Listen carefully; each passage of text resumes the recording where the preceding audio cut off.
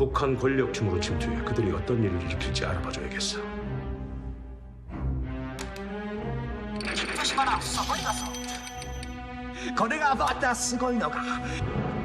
맥심은 보름 안에 쇼부 치야지. 보름이요? 예, 당연하죠. 소스 있으면 바로 토스 해주시고 서로 긴밀하게 통하면 될 것 같아요. 서울무역 박석영입니다. 박 선생과의 만남이 오늘 처음일지 마지막이 될지는 내 지금 답을 할 수는 없지만 아이고, 세상에 답 없는 문제가 한두 개입니까? 안주로. 박 선생은 술 안 드신다고 이랬나? 네, 죄송합니다. 대신 제가 한 잔 올리겠습니다.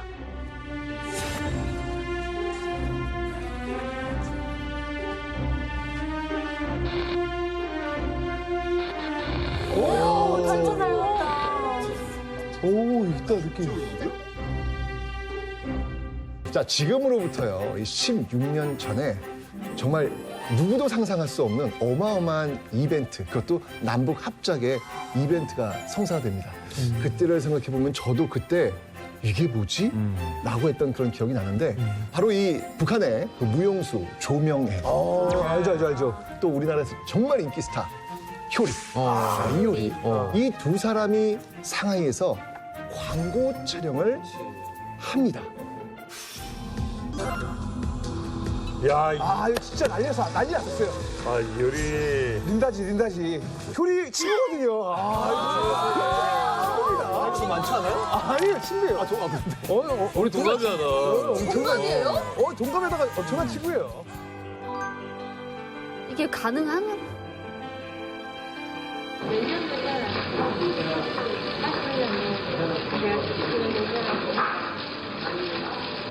처음 이렇게 얘기하는 건 처음이라 서먹서먹할 줄 알았는데 의외로 말도 잘하고 남쪽 배우 리오리를 만나보니 같은 민족으로서 정말 반갑습니다.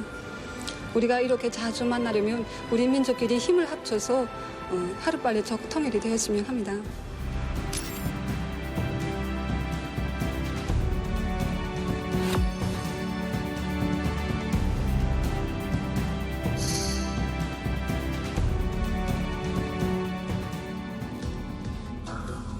이제 광고다.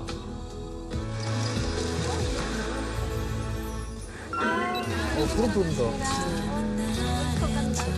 좋을 때가. 생생하네, 기억에.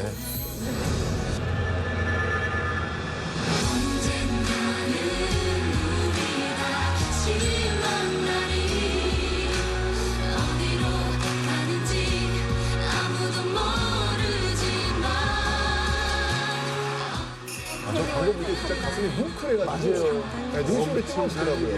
맞아, 이거 한반도기. 한반도기. 상징성이 있지, 한반도기.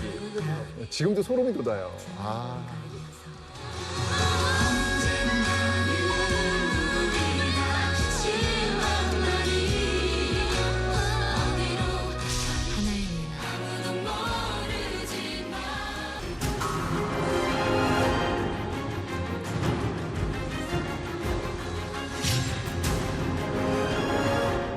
자, 이 이중간첩 이 사람에 대해서 좀 설명을 해야 될 텐데 정말 이 사람은요 놀랍게도 대북 사업가이면서요. 대북 사업가. 예, 바로 안기부 요원이었어요. 네, 안기부. 그러니까 그렇다면 이 이중간첩의 정체가 누구일까 궁금해지는데요. 혹시 영화를 보신 분들은 아마 감을 잡으실 거예요. 영화 봤습니다. 공작 때 봤습니다. 황정민이가 열연했던 바로 흑금성. 알죠. 놀라웠어요. 사실은 이 영화를 사실은 그냥 재밌게 봤어요. 연기 이렇게 보고. 맞아요, 근데 연기 오늘 이 이야기 속으로 들어간다니까 그렇지. 긴장이 됩니다. 김정은도 이 영화를 봤다라고 알려져 있습니다. 봤다라고 알려져 있습니다. 공작이 만들어질 것이라는 첩보도 김정은이 보고받았고 공작 영화 개봉 후에도 김정은이 직접 이 영화를 봤다라고 현재 알려져 있습니다. 1호 영화네, 1호 영화. 1호 영화죠. 김정은이 본 영화니까. 다른 사건이 사실 이름은 흑금성이잖아요. 간첩의 암호명이잖아요. 근데 이 암호명을 왜 흑금성으로 지었어요? 흑금성이 왜 흑금성이냐? 사실은 아무 뜻이 없습니다. 그래야죠. 그렇기 때문에 암호명으로 적합한 겁니다. 사실은 우리나라가 통상 이제 블랙이라고 하거든요. 공작의 세계에서는 요원이 블랙이 있고 화이트가 있는데 이 흑금성 같은 그러니까 자신이 스파이라는 신분을 철저하게 숨기고 대북 사업가 등으로 위장한 우리 측 간첩, 우리 측 휴민트, 우리 측 스파이를 블랙이라고 부르는데 이 블랙들에게 주로 이 별자리나 별 이름을 많이 붙여왔다고 해요. 흑금성, 백금성. 그래서 예컨대 솔저 1, 솔저 2라고 이름을 붙이면 적국에서 얘기하다가 솔저? 누가 보더라도 좀 이상하잖아요. 근데 흑금성 하면은 흑금성이 오기로 했는데 아직 안 왔어. 이러면 짜장면이 안 왔다. 이렇게 생각하지. 그렇지. 이중 북파 간첩이 아직 미션을 수행하지 않았다라고 이해할 수 있는 확률이 떨어진다는 거죠. 그냥 아무 이유 없이 그냥. 흑금성이라는 것은 그 바깥으로 얘기를 하는 게 아니라 아니지. 정보기관 내에서 내에서 이제 얘기하네. 부르는 거지. 왜냐면은 이분은 실제로 흑금성 자기를 흑금성이라고 부른지도 몰라요. 몰라요. 모르지. 몰라요. 알지 못해요. 실제로 옛날에 우리가 이제 운동권일 때 조직운동을 하잖아요. 그래서 다 가명이거든요. 그래서 나중에 나도 그 사람들이 가명으로 알지 본명을 아직도 몰라요. 그런 거예요. 서로도 모르게. 왜냐하면 잡혀가서 불 때 이게 나와야 되는데 그때 가명을 내는 거거든요. 영화에 등장했던 그 이성민 씨가 역할을 했던 그 이호남이라고 하는 사람도 사실은 실존했던 인물이고요. 동북 삼성 동포 사업가들이 쥐고 있어. 따로 선언을 내주는 건 무리일 뿐더러 조국의 이윤도 크지 않소. 그리고 본명은 여러 가지가 있습니다. 누구는 뭐 이철이라고 하는 사람도 있고 뭐 이철운이라고 하는 사람도 있고. 근데 확실히 사실인 건 이 사람이 1990년대 말부터 2000년대 초반까지 외화벌이를 위한 모든 출로를 마련한 사람이 이 사람입니다. 맞아요. 외화벌이 통이었다고 하더라고요. 네, 저희 아버님도 이 사람을 알고 있는 사람이에요. 정말. 왜냐면 저희 아버지도 98년에 베이징에 나와서 레스토랑을 오픈하셨던 분이기 때문에 이 사람을 안 거치지 않고서는 누구도 북경에 진출을 할 수 없었던 실제 인물이고요. 그리고 제가 유학을 하던 당시에도 이 사람은 북경에 있었고 굉장히 전설적인 존재고 돈을 많이 벌어들였다는 이유만으로 영웅 칭호를 받은 사람입니다. 그만큼 북한 내에서 입지전적한 인물이죠.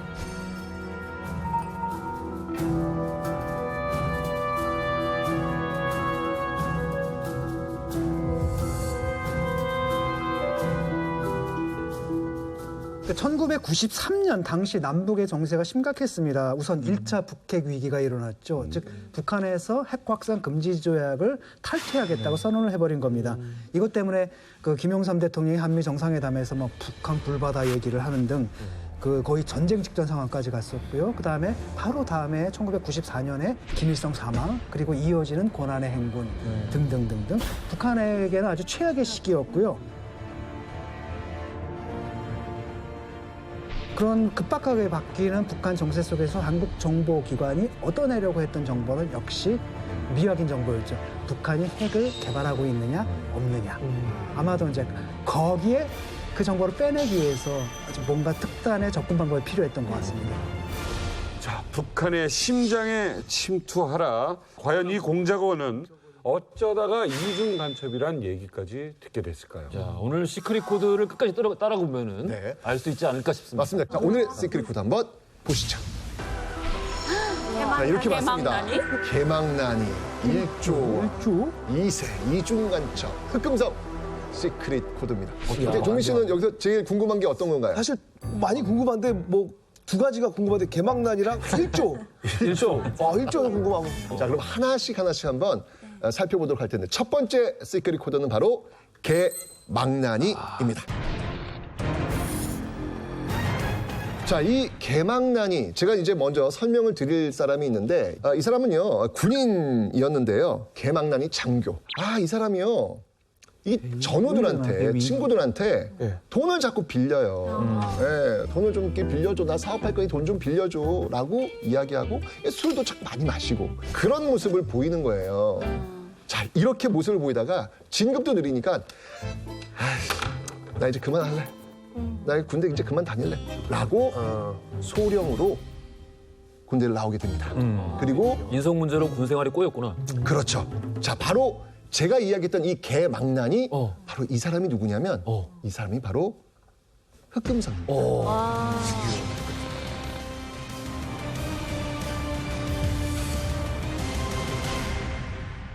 개망난이가 간첩이 될 수 있어요? 개방단인데 막 하는데 어떻게 간첩이 되지? 그러니까 간첩이 되려면 진짜 똑똑해야 되고 뭔가 좀 스마트해야 되는데 어마어마해야 되는데.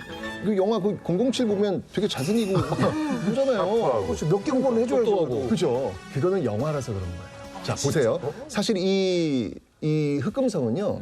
제가 지금 이야기했던 그 개망난이 그 이전 모습은요. 정말 반듯한 모습이었습니다. 본인으로서, 장교로서 심지어 대학 석사학위까지 받을 정도로 아주 성실한 인물이었어요. 이 사람이 이렇게 군대에서 안정적인 생활했던 사람이 갑자기 북한 사람하고 만나가지고 나 북한 도와서 뭔가 일을 하겠대. 믿겠어요, 안 믿겠어요? 안 믿죠. 안 믿죠. 아니 그럴 만한 이유가 없는 사람이잖아요. 네, 동기가 이건 없죠. 동기가 없는 거야. 설득할 수 있는 명분이 없는 거야. 그러니까 안기부에서 아주 오랜 기간 동안에 작업에 들어가는 거예요. 피스톤 꾸라 했구나. 그렇죠. 그러면서 자, 넌 이제부터 지금 개망난이 이 작업을 몇 년간에 걸쳐 하는 거야. 그래야 그러니까 얼마든지 그 사람의 뒷조사를 다 할 수 있기 때문에 완벽한 작업이 아닌 이상 엄청난 공작을 할 수가 없는 거죠. 자, 그러면서 이제 이 사람은요, 이 신분 세탁을 한 거예요. 쉽게 얘기하면. 술은 집에도 안 드시던 분 대낮부터 이게 뭡니까 이거?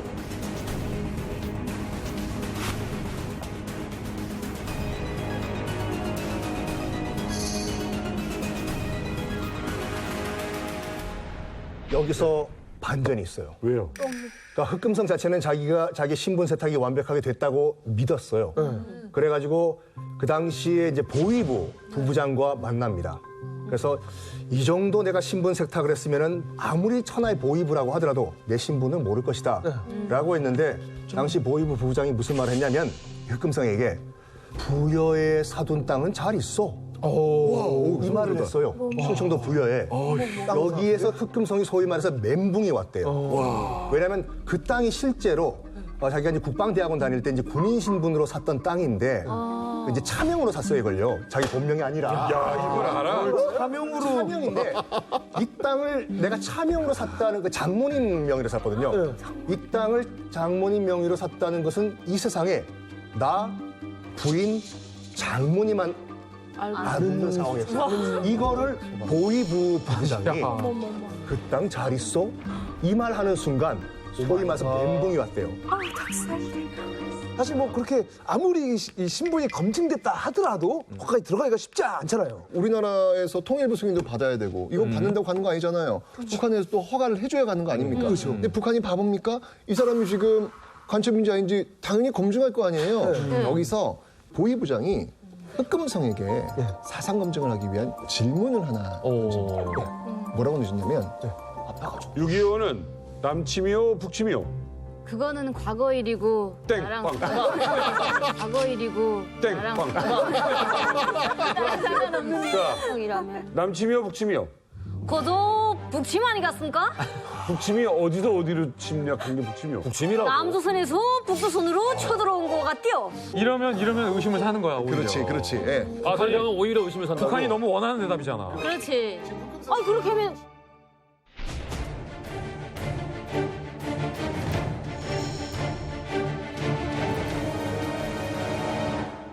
이거 묘한 질문이네. 남침이요, 북침이요? 아, 근데 이거 너무 많은 분들이 헷갈려 하셔가지고. 근데 아직도 국립국어원에서 제대로 된 정답을 확실하게 안 줘가지고. 남침, 북침. 이거는 그래. 헷갈릴 수밖에 없어요. 이거 국민들이 헷갈리는 게 너무 당연한 거예요. 왜냐하면 주어를 생략했으니까. 네, 앞으로 이런 질문을 받으실 때는 무조건 앞에 주어를 떠올리세요.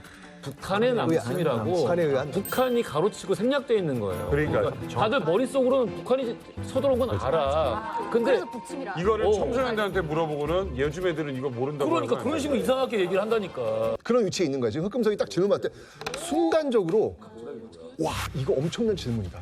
굉장히 어려운 질문이잖아요. 정신 똑바로 차리고 답변을 합니다. 뭐 전쟁을 일으킨 건 이거 다 이 한반도를 통일하기 위해서 한 거 아닙니까? 그러니까 뭐 북한이 통일을 위해서라면 남침을 한 거고 남한이 통일을 위해서 한 거라면 북침이 아니겠습니까? 6.25는 그러니까 뭐 북한이 한반도 통일을 위해서 남침한 겁니다. 라고 얘기를 한 거예요. 그러니까 고수예요. 그러니까 이 북한 같은 경우에서 이 사상 검증을 할 때 지금 방금 얘기한 것처럼 북침입니다. 이렇게 얘기하면 뭐야 이거. 아, 청산이구나. 잘 보이려고. 그렇죠. 그렇지. 오히려 자기 신념을 가지고 이야기하니까 이거 좀 신뢰가 가는데? 라고 생각을 한 거예요. 나중에 이런 얘기를 했대요. 만약 당신 거기서 충성 맹세하고 입당원 섰었으면 그걸로 끝이었어. 배짱도 대단하고. 그러니까요. 네.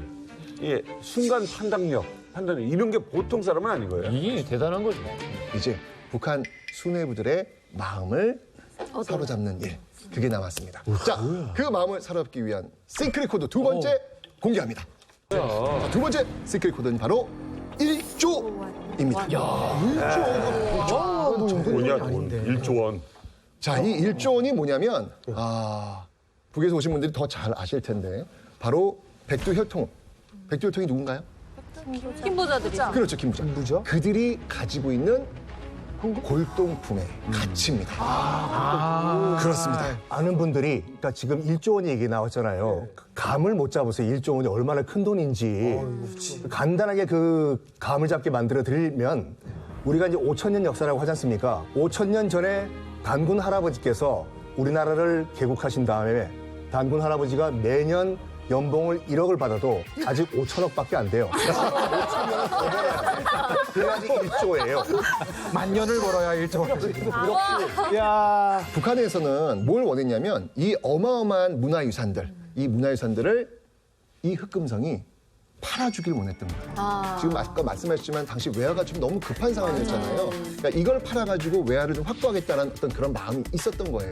그래서 이 흑금성이 도와줘야 될 거 아니에요. 지금 두 번째 단계 마음을 사야 되니까 이걸 해결해주고 싶었던 거죠. 그래서 다시 남한에 와가지고 이런 것들을 감정할 수 있는 사람을 데리고 다시 들어갑니다. 요게 지금 태성 선생님이 말한 게 유명한 일화인데 이거를 보는 또 다른 시선도 있어요. 그러니까 북한 입장에서는 끊임없이 흑금성이 의심스러운 거예요. 그래서 가품 도자기 등을 몇 개 줍니다. 그렇지. 그러면서 이 굉장히 우리 북조선에 정말로 가치 있는 거니까 어디 가서 감정하고 이에 걸맞은 가치를 받아서 올 수 있겠나. 실험을 던지는 거예요. 그런데 그때 당시에 흑금성 입장에서 생각해보면 남한으로 갖고 와서 감정을 받아봤는데 완전 가품인 거예요. 그냥 가품이 아니라 A급, B급, C급 중에 완전 C급 가품을 준 거예요. 그러니까 북한이 놀리는 거라고 볼 수만은 없는 게 북한이 나를 지금 의심하고 있구나. 1. 이 사람이 대한민국 공작원인지 아닌지를 의심하는 것도 있고 2. 정말로 이 사람이 우리가 대북 사업을 맡겼을 때 진짜 우리한테 어마어마한 캐시카우를 벌어다줄 능력이 되는 사업가인지 아닌지도 보고 싶겠다. 여러 가지로 그 다목적인 포석으로 이 가품을 던졌다라고 해요. 그런 야사도 지금 전해왔다. 그럼 이거 부탁하신 거 골동품 처리 대금입니다. 에이 차장님, 그 사람 무한하게 짝퉁으로 복사하면 어쩝니까?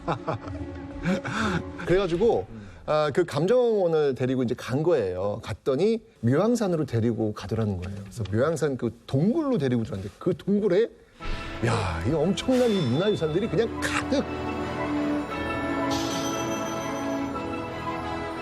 그 감정원이 이제 이걸 보고 아마 제가 볼 땐 이게 1조 원이란 가치를 이야기했던 건 뭐냐면 이게 실제 가치가 아니라 그 사람 머릿속에 떠오른 제일 많은 제일 거죠. 많은 가치가 1조라고 생각을 했던 거예요. 그거는 훨씬 더 1조로는 상상도 할 수 없는 아니, 그 거예요. 1조 넘어요라고 했던 거지. 그렇죠. 1조는 그 됩니다. 정도. 1조 원의 가치라고 그냥 얼떨결에 얘기할 정도로 대단한 어마어마한. 분들 팔았습니까? 결국에 거래를 성사시키지 못했습니다. 왜? 흑금성이 1조라는 소리를 듣고 막막한 거예요. 남한으로 내려와서 야 이거를 팔아주긴 해야 되는데 절반만 팔아줄게요 하는 것도 모양 빠지고 북한이 원하는 건 통 크게 빅딜이거든요. 그렇지. 근데 이게 감정원이 1조라고 하니까 그때 당시 생각해보세요. 1조 원을 대한민국에서 누가 그 1조 원을 주고 사요. 몇 명 안 그때 되지. 흑금성의 머리에 스치는 게 딱 한 기업이 떠올려. 그거밖에 없지. 삼성이 쫙. 그렇지. 그래서 그쪽으로 이렇게 됐구나. 삼성이 흑금성의 머리에 쫙.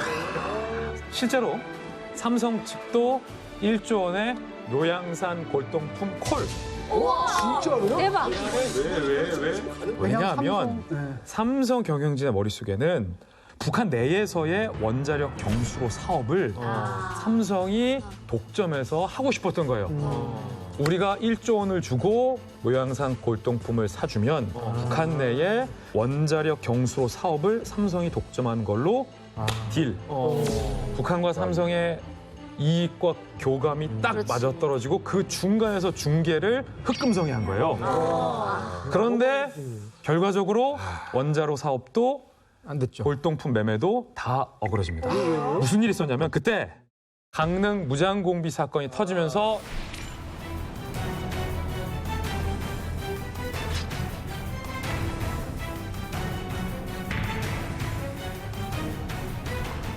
남북 간의 모든 교역과 교류가 중단됨에 따라서 1조 원대 문화재 빅딜은 없던 일. 아유.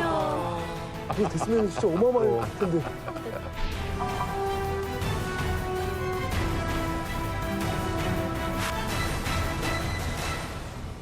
그럼 또 다음 단계로 한번 넘어가 보자라고 해가지고 일단 지금 흑금성은 북한 그 고위 간부들 마음을 사야 될 거 아니에요. 당시 그 북한의 실세 중에 실세 바로 장성택. 지금 뭐 수출됐지만 이건 너무 큰 인물을 잡는 그러니까 이게 지금 완전히 장난이 아니에요. 근데 이분은 진짜 포부가 남다르다. 아까부터 계속 막 1조 원, 사이즈가 다른데요? 장성채. 이게 뭐? 그런데 이 장성택 라인을 타는 그 과정이 소름 돋아요. 얘기해줘요. 저 어떻게 했냐면 이 장성택이 그 조카를 통해 가지고 사업을 하나 하고 있었어요. 어떤 사업이었냐면 중국에서 중국산들 있잖아요. 그 중국산을 북한산으로 둥갑해 가지고 우리나라에 파는 거예요. 포대가리. 우리나라 또 이게 메드 인 차이나는 좀 별로지만 그래도 이 북한산에는 또 이렇게 또 신뢰가 맞아요. 가잖아요. 네. 있었어. 근데 그런 사업, 그걸 포대가리 맞습니다. 포대가리라고 하는 건데 그 사업을 하고 있었는데 한국에서 엄청난 주문이 들어온 거예요. 무려 북한산 농수산물을 무려 15만 불치 주문이 들어온 거예요. 15만 불. 1억 5천, 거의 2억 원. 거의 2억 원. 그 당시는. 한 번에 들어온 거예요. 깜짝 놀란 거예요. 왜냐면 그때 당시에는 북한 농산물이 우리나라로 들어오기도 하고 자유롭게 무역이 가능했던 때. 시장에서 고사리 팔면서 그랬어요. 그 여사님이 고사리 사세요. 이거 북한 거예요? 통일되면 국산입니다.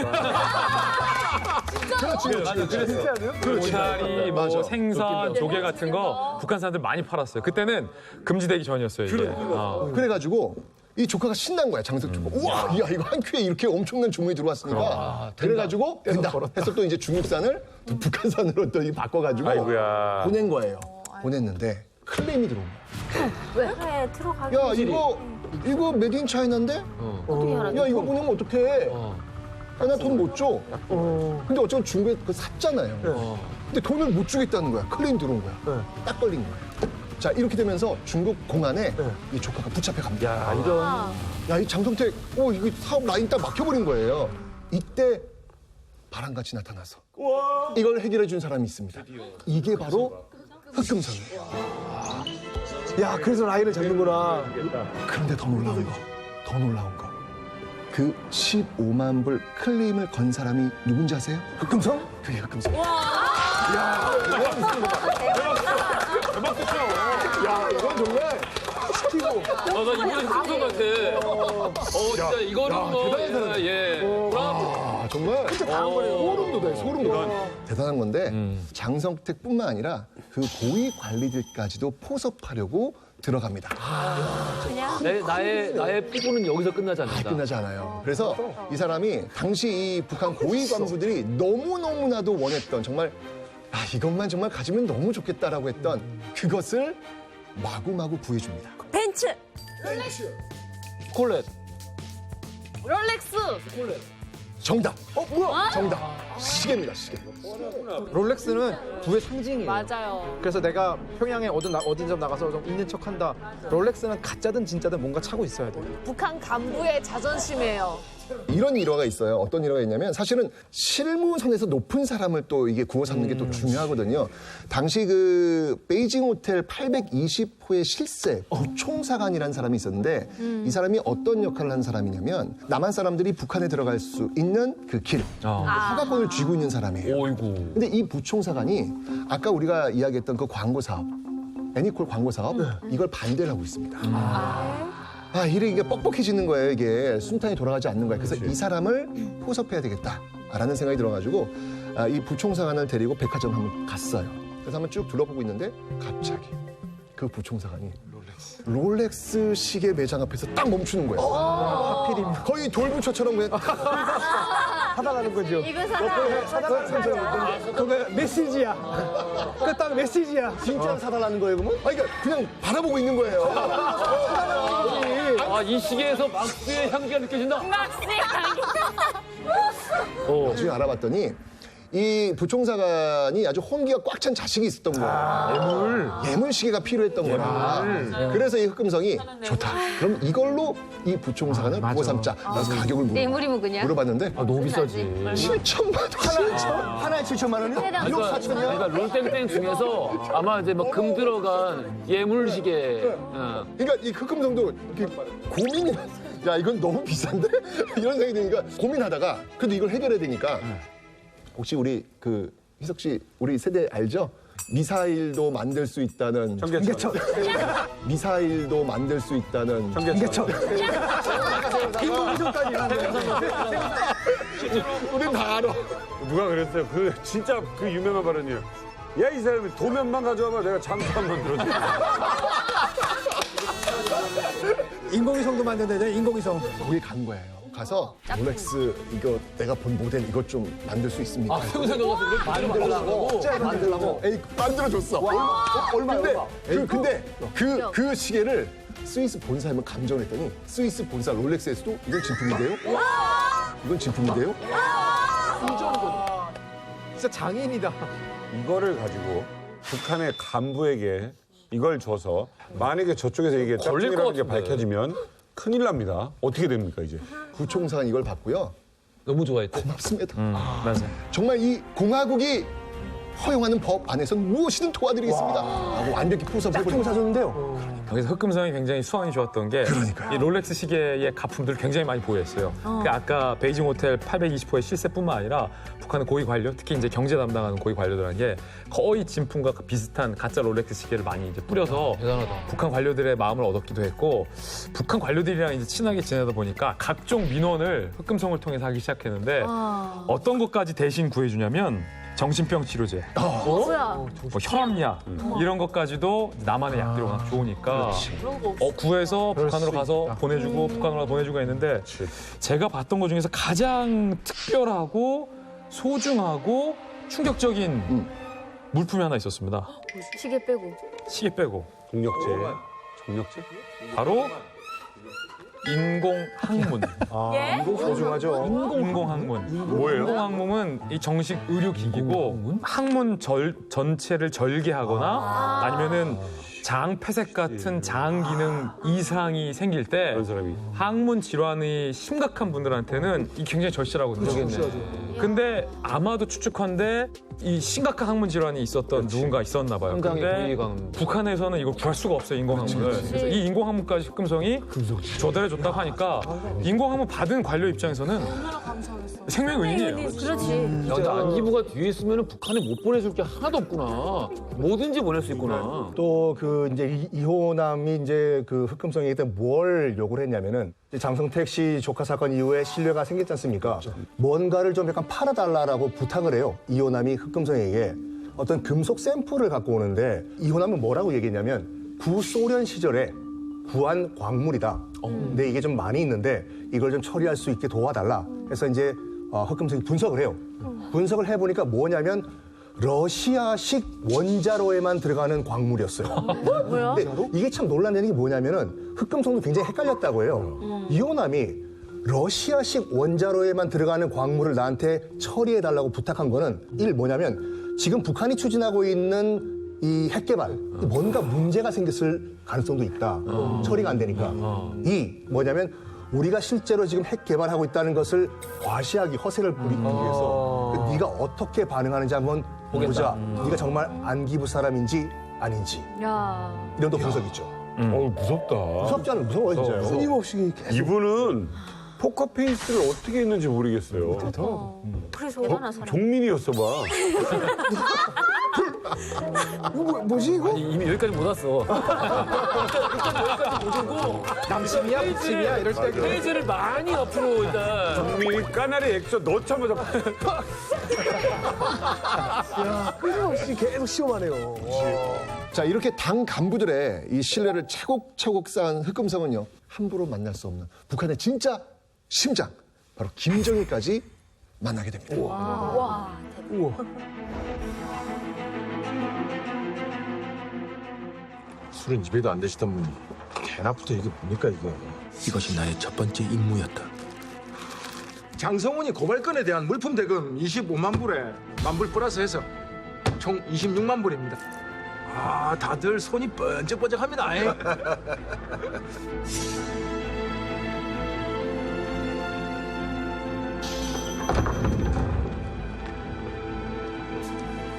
장군을 뵐 때는 절대 눈을 마주치지 말고 상위 두 번째 단추에 시선을 두시오. 이때 진짜 소리. 그만큼 똑같아요? 이 보세요. 등장하는 장 보세요. 소름 돋았어, 진짜.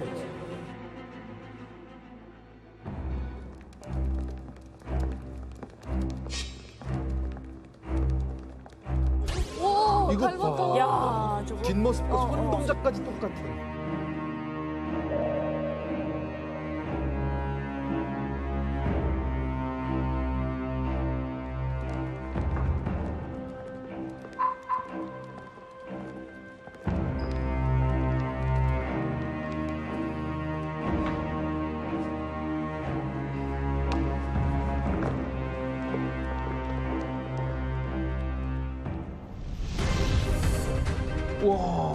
이렇게 보니까 진짜 똑같네. 완전 똑같아요. 영화는 소리 질렀다니까요. 보다 너무 똑같아서. 저 막, 막 이랬어요. 남편이 왜 그래? 막. 트라우마야 혹시? 네, 너무 소름 끼쳐서.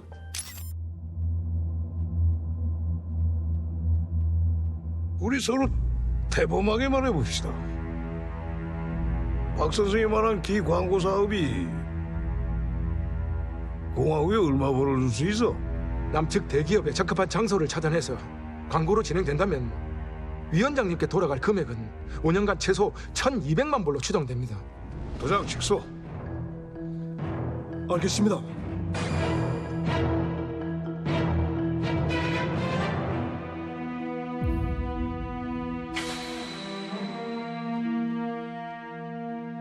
사실 이 김정일은 사실 북한 이 사람들도 얼굴 한번 보기 힘들잖아요. 그렇죠. 그러려면은 TV에서도 보기. 근데 김정일 만나려면 한 며칠 전, 한 열흘 정도는 준비를 하고 만나야 되는 거 아니에요? 근데 원래 그 영화 보면요, 그 영화 공작을 보면은 이제 이성민과 또 황정민이 계획을 세우지 않습니까? 네. 아, 평양에 들어와서 우리 또 장군님을 만나 뵈야 될 것 같다라고 하는데 실제 흑금성은 정말 계획 없이 아주 즉흥적으로 장군님을 만났다고 해요.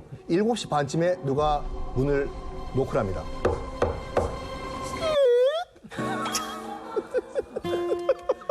누군가 열어보니까 이호남이에요. 이호남. 내가 9시 반까지 올 테니까 10시에 우리가 갈 데가 있다. 자지 말고 그다음에 샤워를 하고 되도록이면 정장을 입고 기다리고 있어라. 딱 그 말 들었을 때 촉이 왔대요. 김정일 만나는구나. 촉이 왔구나. 딱 9시 반에 다시 이제 이호남이 와요. 그랬다 호텔 앞으로 나가니까 벤츠 승용차가 딱 서 있는 거예요. 딱 마음의 준비를 했다고 해요. 드디어 내가 김정일을 만나는구나. 아내나 다를까 딱 정각 10시에 출발한 벤츠는 백화원 초대소에 도착해가지고 김정일과 드디어 만나게 됩니다. 와, 사실 그때 영화에서 보면은 굉장히 엄청난 긴장된 분위기였거든요. 근데 실제로는 이 둘이 만나서 무슨 얘기를 했을까요? 자, 시크릿 코드 공개합니다. 흑금성의 시크릿 코드 2세. 이제 이 김정일과 이 흑금성이 만나서 대화를 나누게 됩니다. 은밀한 대화를 나누겠죠. 특히 이제 광고 사업에 대해서 좀 신나게 얘기하는 거예요. 우리 묘양새를 찍고 금강새를 찍고 이런 얘기를 하는 거예요. 지금 선생님 설명해 주시는 건 영화에는 안 나온 거죠? 그렇죠. 영화에 안 나온 내용이에요. 비밀스럽네, 좀. 그런데 갑자기 이 북한의 지존 김정일이 이 흑금성에게 우리 통일이 만듭시다. 그러는 거예요. 통일이? 통일이? 그러니까 흑금성도 딱 듣고 예. 통일해야죠. 남북이 통일해야죠. 김정일이 아니. 그거 말고 그 박 선생 평양 아가씨랑 결혼해가지고 여기서 박 선생 2세 통일이 만들자고 이런 얘기를 하는 거예요. 유부남 아니야? 아내도 있고 딸도 있어요. 이게 뭐예요? 이 박통일은 누굴까? 인질? 인질. 이거 무서운 제안 아닌가요? 제가 이 딱 주연 들으면 와 완전히 딱 잡혔다 이런 생각이 딱 들을 거예요. 빼도 박도 못하게 그렇죠. 만들어버리겠다. 이것도 지존이 딱 얘기를 해버린 거예요. 통일이 만듭시다. 딱 흑금성이 그 얘기를 듣고 일단 정말로 이 스파이라는 가정하에 본능적으로 느꼈대요. 허니 트랩이다. 예? 미인계.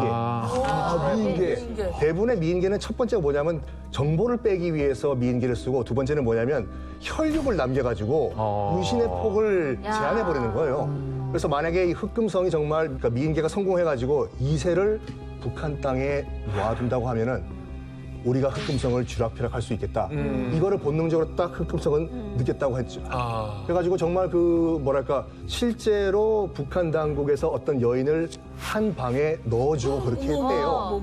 그렇지만 거기까지. 점점점점점. 스킨십이나 이런 걸 안 하시죠? 점점점 뭐야? 아니 그러면 자, 그런 민감한 얘기는 김지희기자니까. 아니 그러면 벌써 끝내요.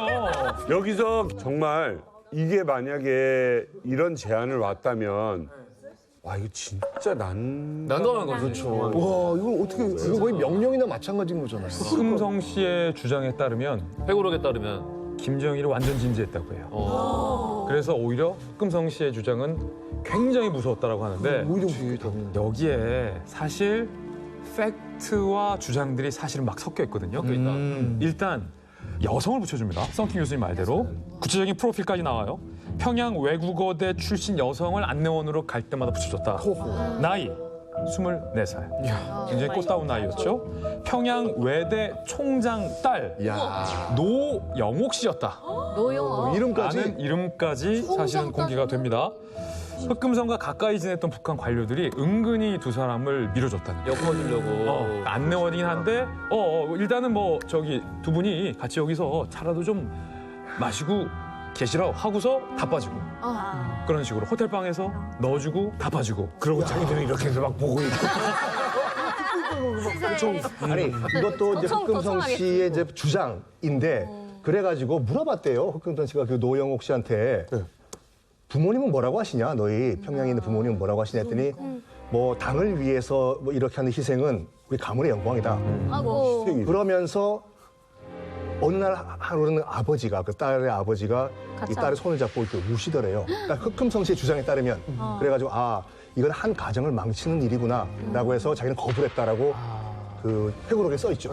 나는 거부를 했다는 것만 알고 있는데 아까 막 한 방에 밀어놓고 얘기는 그냥 본인 생각이신 거예요. 아니 거기 나와 있어요. 진짜로? 회고록 나와 있어요.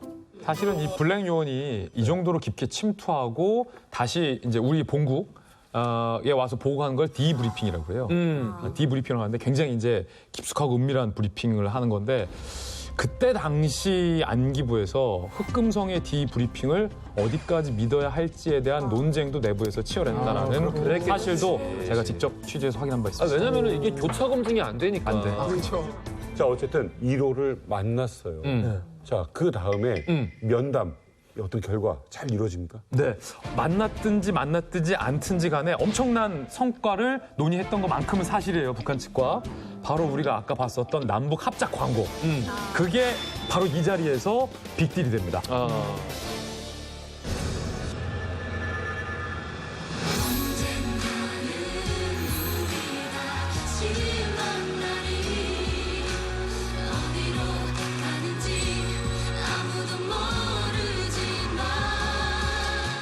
아니 근데 사실 이게 북한 수뇌부 신뢰도 얻어야 되고 그리고 대북 사업도 하는 척해야 되고 아니 그럼 첩보 임무를 언제 하는 거예요? 이게 너무 바쁜데? 그거를 이제 흑금성 씨는 이렇게 주장을 해요. 너무 이제 업무가 많잖아요. 바쁘고 그래가지고 이거를 다 처리할 수 있는 기억 용량이 안 된다.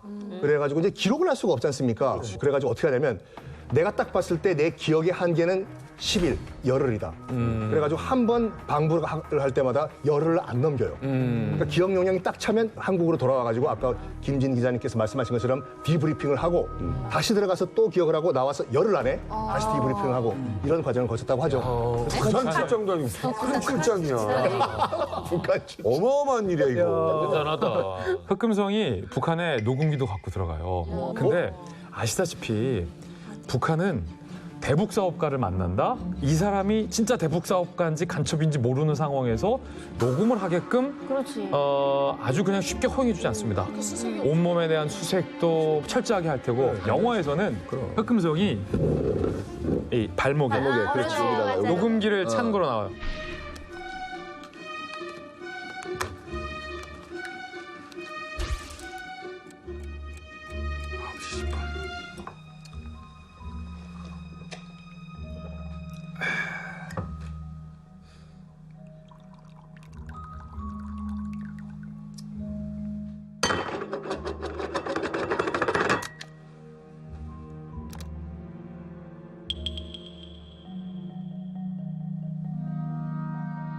실제로는 흑금성 씨의 주장에 따르면 소형 녹음기를 신체 은밀한 곳에 숨기고 들어가서 걸리지 않았다라고 얘기를 합니다. 자, 여기서 문제입니다. 국민한테 가장 은밀한 곳이 어디야? 어딜까요, 종민 씨? 가장 은밀한 곳. 뭐야? 어디다 감췄어? 엉덩이 사이고 이렇게. 엉덩이 사이고 이렇게. 쌍 밟고. 뭐밖에 더 있네. 다들 어떻게 어떻게 해? 아무튼 감추려면 콧구멍이든 초소형. 귓구멍이든 어디 구멍에다 넣어야 되잖아요. 소형. 그렇다면 남은 구멍은 학문이지. 학문? 꼭 그것만 있을까? 북한 구멍이 그거 사람들이 말고. 국성당할 때 돈을 안 뺏기기 위해서요. 중국 그 국경에서 넘어갈 때 돈을 비닐에 꽁꽁 싸서 삼키거든요. 그러고 넘어가요. 혹시 그렇게 삼키지 않았어요?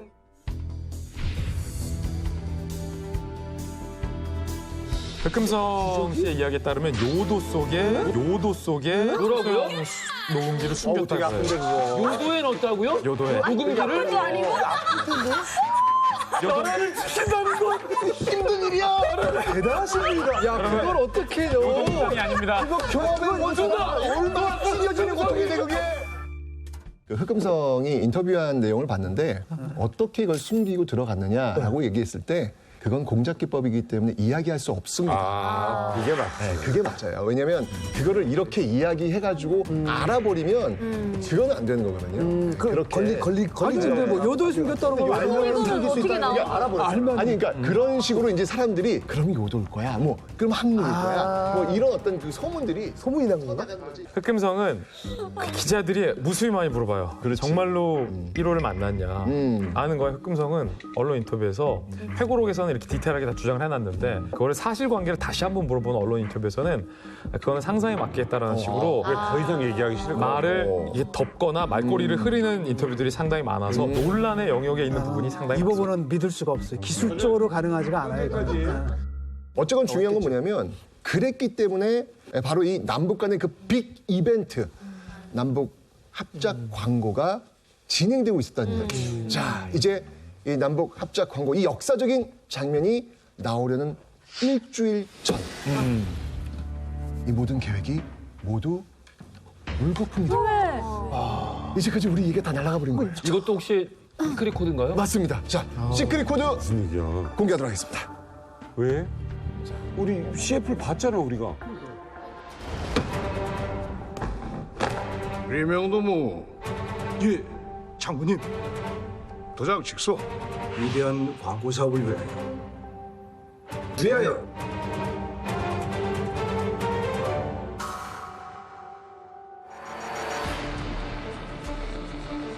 암호명 흑금성이라는 인물은 군 정보장교 출신으로 그동안 광고회사 전무로 행세해온 박채서 씨로 밝혀졌습니다. 남북한을 오가며 허가받은 이중간첩으로 활약해왔다는 흑금성은 현재 모 광고회사의 고위간부로 재직하고 있는 박모 씨인 것으로. 아니 이걸 왜 공개하는 거지? 저거, 이게 진짜 뉴스잖아요. 이게 진짜 뉴스예요? 네.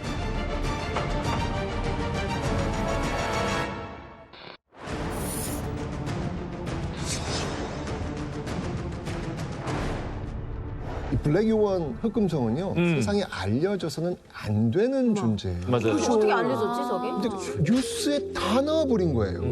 이 황당한 일이 벌어진 거예요. 있어서는 안 될 일이 벌어진 거예요. 지금 잘 추진되고 있었는데. 그러니까요. 정보당국에서 허락 안 하면 이런 뉴스가 나올 수 없는 시기잖아요. 사실 저는 이 첩보작전의 과정 속에서 자기 기관이 자기 요원을 이렇게 알린 거는 저는 전무후무한 게 아닌가라는 생각이 드는데 게다가 이중간첩 혐의까지 받게 됩니다. 자, 어떤 내용인가 봤더니 1998년 3월 이 북한과 이 안기부 양쪽에서 돈을 다 받은 거예요. 다 받으면서 양쪽의 정보를 서로 교환을 해줬다라는 그 이중간첩 혐의를 받고 있는데 사실 이 흑금성 공작을 지휘했던 그 전 안기부 고위 관계자는 이렇게 얘기합니다. 북한이 이 흑금성을 지금 자신들의 간첩이라고 인정을 했다는 거예요. 그래서 많은 지령을 내렸기 때문에 이중 간첩이 아니라 위장 간첩이다. 이렇게 이야기하기로 했어요. 더 심각하게 얘기를 한 거네요. 그렇죠. 그때 당시에 언론들이 깜짝 놀랐습니다. 당연하겠지. 흑금성이라는 코드의 요원이 암약했었다는 사실만으로도 이거는 서프라이즈고 이름도 너무 흑금성이잖아요. 정보국 내에서 자기네들끼리만 비밀리에 불렀던 코드명을 세상 천지에 다 공개가 됐고 그게 박채서였고 김정일까지 만났대 라고 하는 이 사실, 이 스트레이트 팩트 자체가 주는 이 충격과 공포가 사실 어마어마했었어요. 그래서 그때 당시에는 이 흑금성이 이중 간첩이었는지 아닌지에 대해서는 사실 언론이 크게 주목을 하지 않았고 오히려 그거는 그 이후에 나중에 더 논란이 불거졌고 아니 이런 존재가 있었어? 라는 사실만으로도 그때는 엄청 폭발적인 이슈였어요. 그러면 저 보도가 나간 이후에 이 흑금성은 어떻게 됐어요? 뭐 신분이 탄로난 끝난 거지. 블랙 요원은 끝난 거예요. 그래가지고 이 8월 15일 날 광복절이잖아요. 예. 광복되듯이 해방되듯이 이 흑금성은 안기부에서 해고 잘린 거죠. 나온 거죠. 아니 뭐 해고만 되면 아무 일도 없는 거잖아. 그렇죠. 자 그런데 북한에서 이 사실을 알았을 거 아니에요. 그렇지. 난리가 난 거예요. 뭐? 간첩이었어? 이제까지 흑금성이 모든 했던 작업을 다 올스톱시킵니다. 자, 이렇게 흑금성은요 자신의 신분이 노출되었고 북한에서도 지금 분노 게이지가 막 올라가고 있어요. 올라가죠. 자, 종민 씨, 자, 다시 한번. 자, 이 상황 속에서 흑금성이 본인이라면, 자, 그 다음 단계 무엇을 할 것 같습니까? 일단 집에 있어야죠. 집에 있어야죠. 아니야. 집에 있니까? 올 수도 있잖아요. 갑자기 더. 자, 실체가 드러났어. 북한 지금 너무 열받아 있는 상황. 가족을 당연하죠. 가족을 건사해야지. 가장 여기서 소름적으로 딱 오는 게 뭐냐면 가족이에요. 내 부여에 있는 땅도 하는데. 내 가족 죽겠다. 이런 생각 들지 않겠습니까? 그러네. 그래서 부랴부랴 그냥 그 당시 가족이 베이징에 있었어요. 어떡해. 거기가 있어. 그래서 바로 그냥 중국으로 날아간 거예요. 가족을 지켜야 돼. 아빠의 마음이지. 그렇죠, 그렇죠. 다 필요 없어요. 아빠의 마음인 거예요. 딱 가가지고 무조건 북한 요원을 만나야 되겠다. 그리고 이 사정 얘기를 좀 해야 되겠다. 우리 가족만을 좀 살려달라는 이야기를 해야 되겠다. 라는 생각이 들었던 거예요. 참 힘들게 해가지고 북한의 그 요원을 만나게 됩니다. 그런데 이때 그 만났던 북한 요원이 놀라운 이야기를 또 합니다. 뭐라고요? 왜? 뭔데요? 안진호, 박 선생이 말한 기 광고 사업이 공화국에 얼마 벌어줄 수 있어?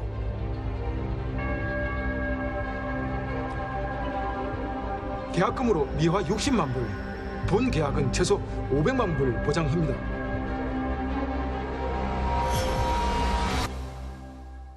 장군님이 그 뭐 흑금성도 조국을 위해서 자기 조국을 위해서 한 거니까 그냥 통 크게 봐주라. 이야기를 했다는 거예요. 그렇게 이상한데? 자, 믿을 수 없습니다. 김종민 씨의 지적이 굉장히 예리해요. 이상한데? 이 장면을 놓고 두 가지 해석이 있습니다. 우리 둘이 너무 재밌다. 우리 뭐 하나 할까요? 그러니까. 다음에는 옷도 맞춰 입고 와. 뭐지? 보세요. 흑금성 씨의 이 공작을 보면 김정일이 속은 거예요. 위대하신 무오류를 펼치는 북한의 수령님이 그렇지. 한낱 당했어. 남조선의 블랙 요원 하나한테 당한 거예요. 김정일이 승인까지 해서 북한의 자존심인 북한의 국토를 열어주고 남한의 자본주의가 와서 광고 촬영을 하는 것을 김정일이 통 크게 허가까지 해요. 그리고 흑금석까지 만났다며요. 그랬는데 그게 남조선 언론에 그것도 간첩이라고. 북한의 정찰총국에 의해서 실체가 드러나서 김정일이 민망하게 된 것도 경을 칠 일인데 까마득하게 보위부와 정찰총국도 모르는 상황에서 남한 언론을 통해서 우리 수령님이 뒤통수 맞았대. 라는 말이 나온다는 것을 이거를 통 크게 용서해준다라는 이 대목에서는 이게 이럴 수가 있어? 라고 보는 회의적인 시각도 상당히 많다는 얘기 함께 곁들여 드리고 블랙용은 새치혀에 북한 전체의 자존심이 농락당한 거예요. 이거는 내가 뭐 금전적으로 뭐 얼마를 손해받고 이의 문제가 아니라 장군님이라는 그 절대 존엄이 블랙용은 한마디에 그 새치혀에 내 모든 문을 열어주고 가장 곁에까지 뒀었단 말이에요. 중요한 건 뭐냐면 우리가 지금 이야기를 해나가고 있는데 알맹이가 빠져 있어. 왜 빠져 있어 지금? 아니 맞아. 이렇게 지금 북한의 존엄까지 만나면서 이렇게 작전을 지금 잘 펼치고 있잖아요. 근데 왜 이런 사람이 조직과 국가기관에 의해서 신분이 노출될 수밖에 없었을까? 맞아. 이게 이유가 있을 거 아니에요. 이해가 안 되는 거예요. 그러니까 왜 벌어졌냐. 또 신문 뿌시는 남자가 또 나와야 됩니다. 뭐야? 자, 이게 진짜 신문입니다. 이게 보시면은 1998년 3월 24일 동아일보 1면 판넬입니다. 이게 1면입니다. 저기 보시면은요, 흑금성 대선 야당 침투 북측 인사 접촉 권유 정재문 의원 북 안병수의 돈가방 전달. 돈가방? 예, 대한민국 국회의원이 북한의 돈가방을 전달했다는 어마무시한 기사입니다. 어마어마한 거죠. 이 북풍 관련 여야 모두 수사.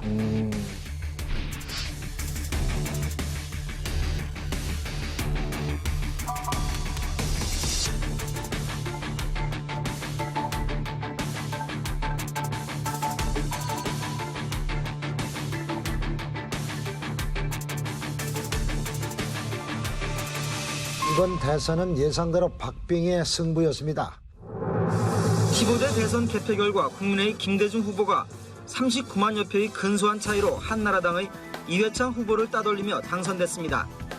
엄청나게 큰 일인데요. 이게 이제 당시에 그 문건이 하나가 이제 바깥으로 언론으로 유출이 됩니다. 그 문건에 뭐가 적혀 있었냐면 1996년부터 1997년 2월 15대 대선이 있기 전까지 국내 정치인들과 북한 간부들이 어떻게 접촉했는지 그 상황에 적힌 문헌이에요.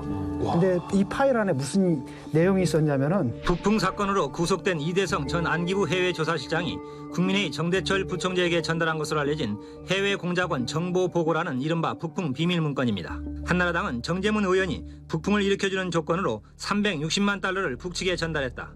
국민의힘은 지읒 씨가 북풍을 일으키지 않는다는 조건으로 북한에 원조를 약속했다. 국민신당은 지읒 씨가 베이징에서 북통전부 부부장 안병수를 접촉해 북측으로부터 협력 제의를 받았다는 내용을 담고 있습니다.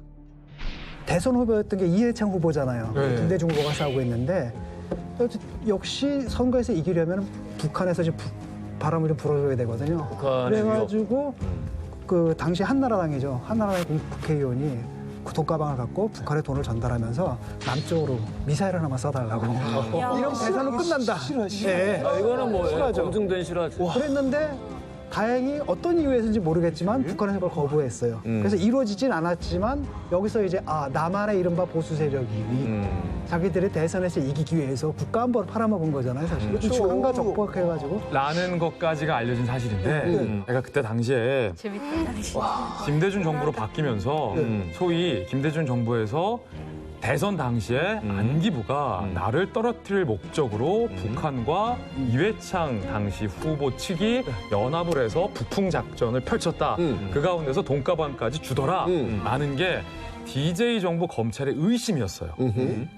이거 재판 결과 어떻게 된지 제가 다 찾아보고 왔어요. 정재문 의원은 북한에 돈가방을 줬다라는 의혹과 관련해서 법원에서 무죄가 선고됐다. DJ 정부 때 무죄를 받아요. DJ 정부 검찰이 문제를 제기했지만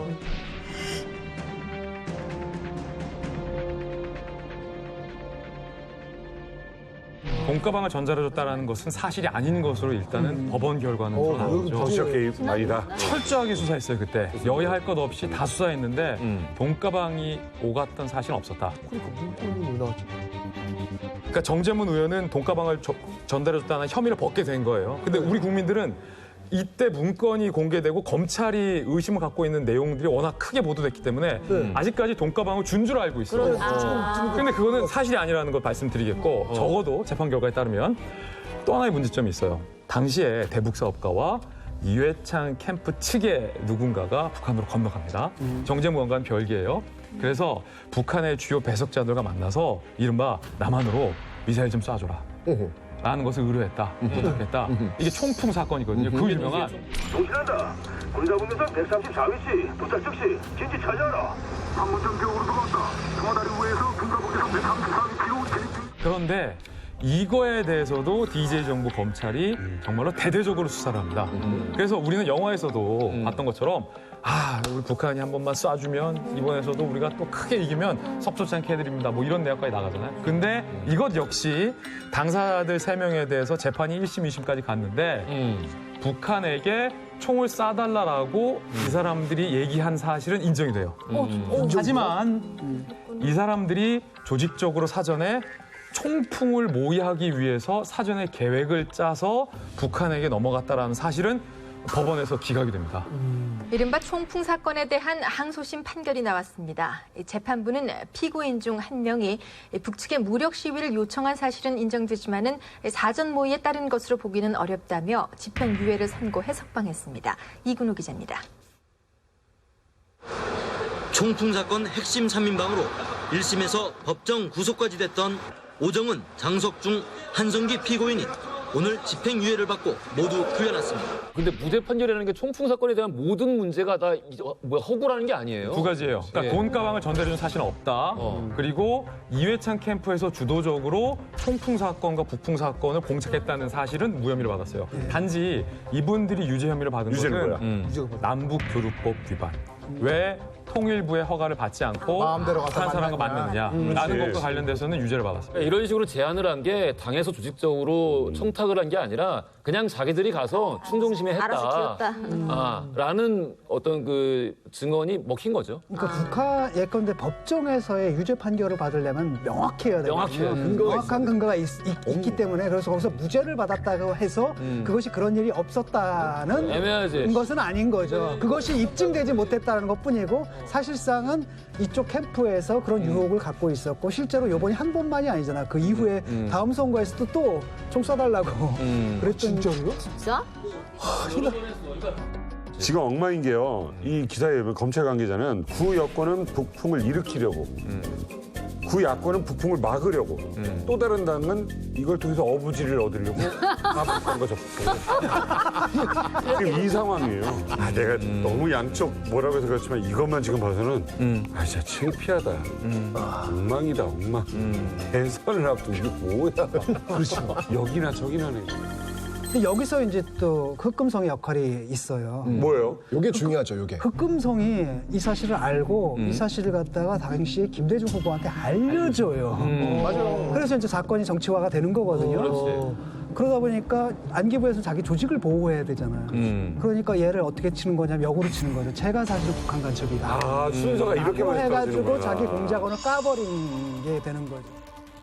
북풍 공작의 핵심 인물로 지목되고 있는 암호명 흑금성이라는 인물은 처음에는 공작 차원에서 국민회의에 접근했지만 나중에는 오히려 북풍 공작에 관한 결정적인 정보를 제공함으로써 국민회의에 도움을 준 것으로 알려지고 있습니다. 그걸 얘기를 해줬대요? 그러니까 본인 말로는 뭐라고 얘기를 하냐면은 북한에서는 김대중 후보를 싫어했다라고 하더라고요. 그러니까 김대중이 대통령이 되는 걸 원하지 않았다. 원하지 않았다. 본인은 그렇게 주장을 해요. 그렇기 때문에 자기가 볼 때는 그럼 한국의 대통령은 누가 돼야 되냐? 북한이 제일 싫어하는 김대중이 돼야 된다라고 해서 김대중 후보를 돕기 위해서 그런 정보를 갖다가 그쪽에 제보했다. 애국심으로 이렇게 얘기를 하죠. 그러니까 사실은 북한이 김대중 후보의 당선을 원치 않았다는 것은 정설로 지금 다 모두가 다 인정하는 거예요. 진영과 상관없이. 그러니까 논란은 그때 당시 안기부가 북한이 김대중 후보의 당선을 막으려는 의도에 편승하여서 이른바 아말렉 공작을 펼쳤다라는 의혹과 관련해서 김대중 정부 이후에 이 사실에 대해서 샅샅이 파헤쳐야 돼서 검찰 수사가 이루어지고 실제로 김대중 정부는 안기부를 해체해요. 국정원으로 조직력을 개편을 해요. 국가안전기획부가 새롭게 태어납니다. 부의 명칭이 국가정보원으로 바뀌고 부훈도 현재 음지에서 일하고 양지를 지향한다 해서 정보는 국력이다로 달라집니다. 과거의 부정적 이미지를 싣고 국민을 위한 국민의 정보기관으로 거듭나겠다는 안기부의 다짐을 국민들은 지켜볼 것입니다. 지난 61년 6월 중앙정보부로 출범한 이래 국가안보의 파수꾼과 정치공작의 진원지라는 두 얼굴을 가졌던 국가안전기획부. 81년 들어 이름을 바꾸고 남산을 떠나 지금의 자리로 청사도 옮겼지만 최근에 북풍 공작에서 보듯이 여전히 장막 속에서 일을 꾸미는 권력기관의 이미지를 씻어내지 못했습니다. 소속 직원과 시민들로부터 공모를 통해 선정된 새 이름은 국가정보원으로 줄여서는 국정원으로 불리게 됩니다. 흑금성은 그 뒤로 어떻게 되느냐를 보면 굉장히 곤란해지고 어디를 좌천되다가 역사의 뒤안길로 물러서야 되는데 안기부에서의 직위만 없어졌지 사실상 오히려 더 승승장구한다라는 시각도 있습니다. 흑금성이 참 아까 우리 김진 기자님께서 말씀하신 것처럼 운이 좋은 건지 아니면 연줄이 좋은 건지 다시 컴백을 해요. 언제 컴백을 하냐면 10년 후에. 아까 처음에 말씀드린 것 같이 2003년도가 그 2차 북한 핵 위기 때문에 상당히 그 남북 관계가 안 좋은 때였거든요. 근데 노무현 정권 같은 경우에는 어떻게 쓰든지 이제 북한과의 관계 개선을 원했어요. 그러다가 10년 전에 추진했던 그때 뭐 실패를 했던 광고 사업이 있었지 다시 하자. 조명혜와 이효리를 다시 불러가지고 광고를 찍자. 그때는 이제 북한에서 찍을 예정이었는데 이 상황이 그게 안 되니까 이거는 상하이에 가가지고 찍자 해서 만든 게 우리가 보고 있는 저 광고죠. 그래요. 대단합니다.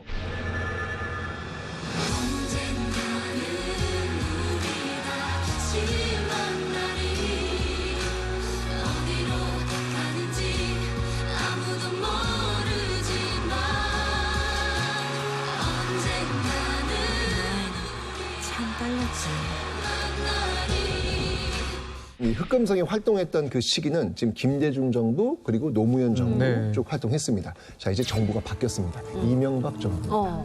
MB 정부가 들어오고 났어요. 이렇게 되면서 정말 잊혀졌던 그 간첩 흑금성이 다시 등장을 한 거예요. 검찰은요, 그를 바로 국가보안법 위반 혐의로 법정에 세웁니다.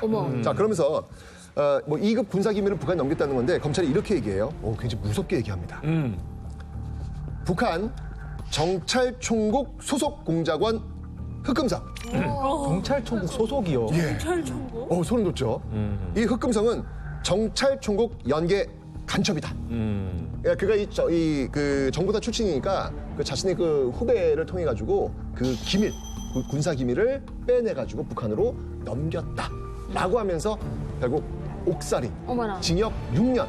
내가 이 징역 6년은요 독방에서만 6년을 보내도록 했습니다. 흑금성의 모습이었습니다. 근데 이게 사실은 이게 명확히 좀 우리가 구분을 해야 돼요. 앞서서 이제 영화를 보신 많은 분들이 아니 어떻게 국가가 활용을 공작원을 해놓고 정권이 바뀌었다고 입맛에 필요가 없다고 이렇게 배신을 하고 버릴 수가 있나라고 비판할 수 있지만 사실은 사실관계를 조금 더 정확하게 알면 논쟁의 여지가 있어요. 무슨 얘기냐면 2010년에 이 흑금성을 국가보안법 위반 혐의로 검찰이 기소한 건 YS 정부 때 그리고 김대중 정부 때 흑금성이 한창 공작으로 활동했을 때 일을 갖고 국가가 기소한 게 아니에요. 그 이후에 아까 제가 승승장구했다고 했잖아요. 이것도 미스테리예요. 안기부에서 나온 흑금성이 김대중 정부와 노무현 정부 때 맹호 활약을 펼칩니다. 대북 비선으로 거의 활동을 하면서 이효리 씨, 조명혜 씨 광고까지 다 따와요. 그리고 그 이면에 있었던 대북 사업까지 흑금성 씨가 오히려 안기부에 있었던 것보다 안기부 바깥에 나와서 대북 사업가로 활발하게 활동을 합니다.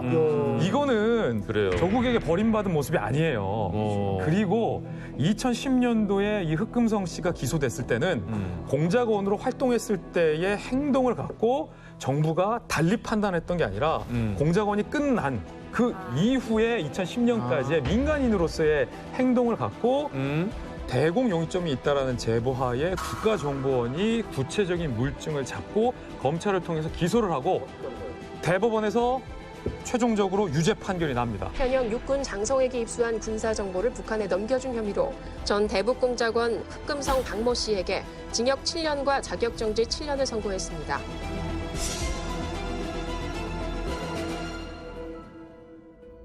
당시 흑금성이 군사기밀을 넘깁니다. 그렇죠. 이건 대법원에 의해서 물증으로 다 유죄 판단이 됐어요. 남북이 정시 상황이 됐을 때 어떻게 북한에 침투할 것인지, 그리고 미군과는 어떻게 연계할 것인지, 전시에 대처하는 작전 계획을 우리 측이 어떻게 준비하는지를 넘깁니다. 이게 어느 정도로 구체적이었냐면 단순히 야, 전쟁 나면 주한미군이랑 우리랑 같이 일단 해병대가 쳐들어가고 그다음에 뭐 스텔스기가 가서 폭격을 하고 이 수준이 아니라 작게 5027이라고 있습니다. 2급이죠. 유사시에 미군과 국군이 극비리의 작전 계획을 매번 수정해서 수립하는데 이건 군사기밀이에요. 극비예요. 군사기밀이죠. 예, 작게 5027은 전쟁 시에 우리 군과 주한미군이 어떻게 북한을 수복할 것인가와 관련된 굉장히 민감한 기밀인데 이 기밀 중에 일부 작전 정보를 흑금성이 북한에게 넘겼다라는 혐의로 국가정보원과 검찰이 기소를 하고 대법원에서 유죄를 이 부분과 관련돼서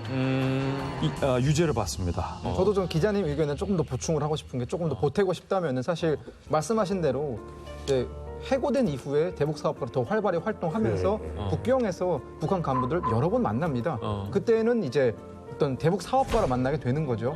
그리고 또 평양 분들은 아마 기억을 하실 거예요. 당시 조선중앙TV에 무슨 내용이 나왔었냐면 2004년쯤에 남조선에서 작전 계획을 입수했다.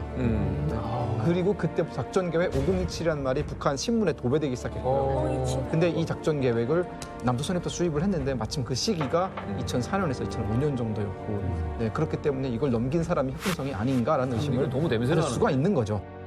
지금 오늘 흑금성 얘기 들으면서 이 인물 어떻게 느껴져요? 이제까지 흑금성 뭐 여러 방송 인터뷰 많이 봤는데 야, 이 프로처럼 이렇게 다각적인 접근을 해준 건 처음인 것 같아요. 진짜로. 다양한 시각. 네, 그러니까. 처음에는 좀 명확한 사건이라고 생각을 했는데 지나고 나니까 좀 의문이 드는 게 그 이후에 2000년 이후에 있잖아요. 북한에 정보를 넘겨주는 행동은 제가 이해가 안 가거든요. 왜냐하면 그가 다 이미 신분이 노출된 상태인데 그걸 왜 정보를 넘겨주는 게 좀 이상하다는 생각이 좀 내 처자식의 안전도 그렇게 걱정했던 거예요. 그러게 말입니다. 조금 제가 알고 있었던 것에서 좀 달리 생각할 수 있었던 것 같아요. 그래서 우리가 좀 확실해야 될 거는 그냥 팩트는 팩트대로 받아들이되 거기에 대한 해석들은 다양하게 열어놓고 지금 내 해석이 완전히 옳다라고 과신하지 말자. 그게 좋은 것 같아요.